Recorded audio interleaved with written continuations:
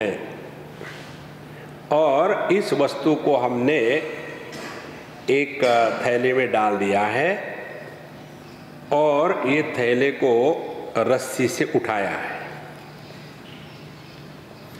अब इसमें टेंशन किस पर है? वो फोन पर है क्या टेंशन? वो रस्सी पर है ना? अब इसको समझ लो। इसी प्रकार से एक प्लास्टिक के कैरी बैग में एक कद्दू रख दो और उठाओ तो टेंशन किस पर आएगा? कद्दू पर, प्लास्टिक के बैग पर। और जब हम नीचे रख देते हैं कद्दू वाली बैग तो रिलैक्स कौन हो जाता है? कद्दू। प्लास्टिक की बैग रिलैक्स होती है। इसी प्रकार से मन के थैले में देह का कद्दू रखा हुआ है।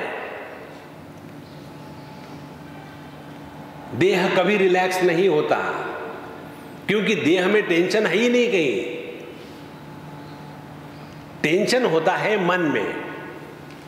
और कौन सा टेंशन है मन में? मन में यही टेंशन है कि मन ने एक आकार विशेष को धारण करके रखा है। यही है मन का टेंशन। हमने आपको कल परसों एक बात बताई थी ना, छोटी सी वस्तु पापड़, उसको आप पकड़ के रखो 5 मिनट, 10 मिनट, 2 घंटे, 6 घंटे, 8 घंटे, तो हाथ दुखने लगेगा। इसका कारण पापड़ का वजन नहीं बढ़ा।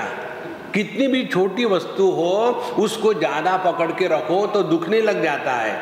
इसी प्रकार से हमारी फिगर कितनी भी सुंदर होए, लेकिन इस फिगर का आकार धारण करके मन थक जाता है। और इसीलिए ये जो मन है देह का आकार त्याग देता है। जब मन ने देह का आकार त्याग दिया उसी को कहते हैं नींद। देखो महाराज, और जब नींद हुई तो उस नींद में हमारा जो व्यष्टि मन है, व्यक्तिगत मन है, यह समष्टि मन से मिल गया। और चूंकि हमारे मन ने एक विशेष देह का आकार त्याग दिया था, इसीलिए अन्य की प्रतीति होना गायब हो गया। मैं देह के अंदर हूं, दुनिया देह के बाहर है, यह भ्रांति मिट गई। और उस समय केवल होने का अनुभव है। प्रयत्न शैथिल्य।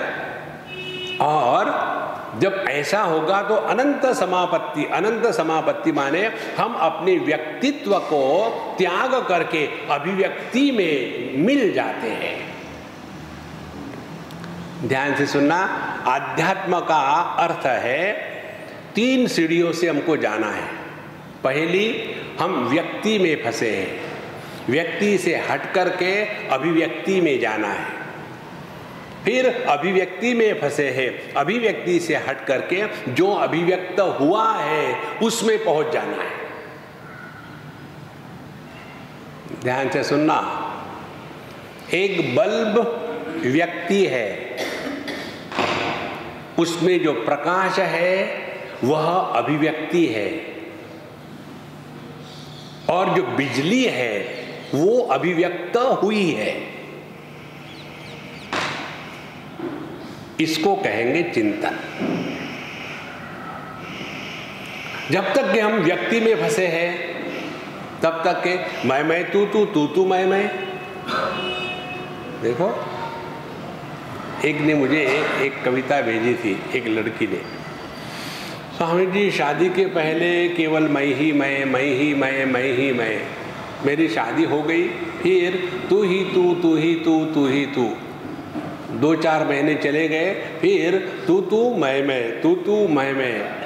फिर 1 साल हो गया, फिर मैं तू मैं तू। और मैं हूँ गुजराती, इसीलिए हूँ तू कबड्डी कबड्डी कबड्डी कबड्डी। पूरा जीवन इसी में है, मैं वर्सेस तू। देखो महाराज, तो ये व्यक्ति को डिसॉल्व करके अभिव्यक्ति में पहुंचना, यह है आध्यात्मिक साधना। देखो, और ये बात हमको वेदांत चिंतन बताता है। देखो, इसीलिए जीव के चक्कर से हट जाओ, हम आपको हटा देंगे जीव के चक्कर से। इतना कंफ्यूज करके छोड़ेंगे कि सोचेंगे कि अच्छा है कि जीव ना हो। ये तो पूरा जीवन उसी में चला जाता है, पापो हम पाप कर्मा हम, मरने के बाद वहां जाए, कहीं कुछ नहीं, कोई नहीं जाता। जब हम इस प्रकार से नाम रूप के द्वारा हम अपने स्वरूप को ढक दिए हैं, और नाम रूप होता है देह को लेकर के, इसीलिए हमें साधना करनी है, माने जिसके द्वारा नाम रूप का निराकरण होवे। इसीलिए जब पहली दीक्षा मिलती है तो उसको नाम दे देते हैं अमुक चैतन्य। देखो, सुधांशु चैतन्य, एक अंग्रेज लड़की थी, उसने पूछा, जब वो पढ़ रही थी विवेक चूड़ामणि, उसमें सुधांशु शब्द आता है, सुधांशु माने चंद्रमा। तो उसने पूछा, सुधांशु वो और सुधांशु ये, इन दोनों में क्या फर्क है?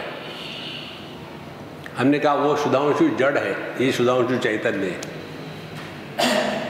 देखो, तो नाम रूप यह देह को लेकर हुआ है। तो पहले कोई था व्यक्ति, उसका पहला नाम रख दिया अमुक चैतन्य।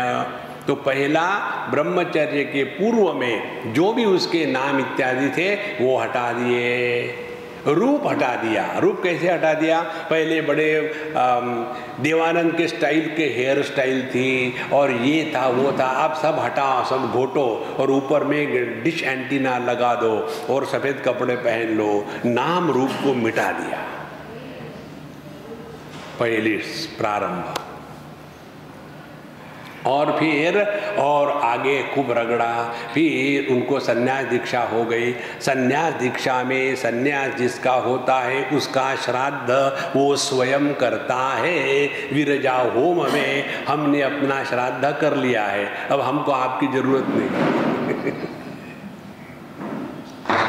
और वो होने के पश्चात नाम के बाद आता है गड़बड़ानंद।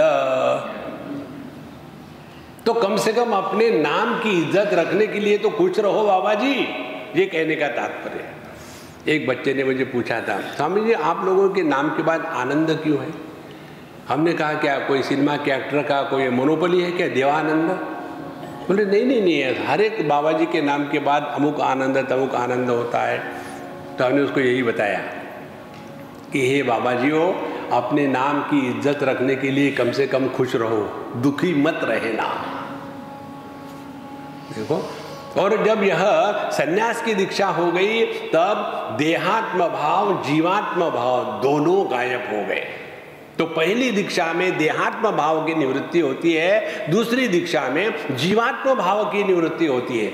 यदि वो नहीं हुआ तो हमने केवल काषाय वस्त्र मात्र पहन के रखे हैं। देखो संतो, इसलिए चिंतन यही करना है कि क्या हम व्यक्ति है कि अभिव्यक्ति है। और जब ये चिंतन सूक्ष्मता से चलता है तो ये बातें समझ में आती है कि जो बताते हैं पिछले जन्म का पाप पुण्य, अगला जन्म किसका, जो पिछले जन्म में था जो अब है अगला जन्म होगा, तो वो मरा कब? देखो, ये बड़ी सहज बात है, लेकिन फिर हम उसी में फंसे रहते हैं। लेकिन जो आजकल सीरियल चल रहा है वो पिछले जन्म में ये थी, इस जन्म में ये हुई, माने दोनों जन्म में वही है ना, तो मरी कहाँ? देखो, एक लड़की अपने घर से ब्याह हो करके ससुराल चली जाती है, तो वहां उसके नाम बदल दिया, तो घर से निकली ससुराल गई, तो क्या मरी वो तो वैसी की वैसी है ना। देहिनोस्मिन् यथा देहे कौमारम यौवनम जरा तथा देहांतर प्राप्ति ही धीरस्तत्र न मुह्यति। इस श्लोक का अर्थ हम ठीक न समझ करके अपने मर्जी से लगा लेंगे।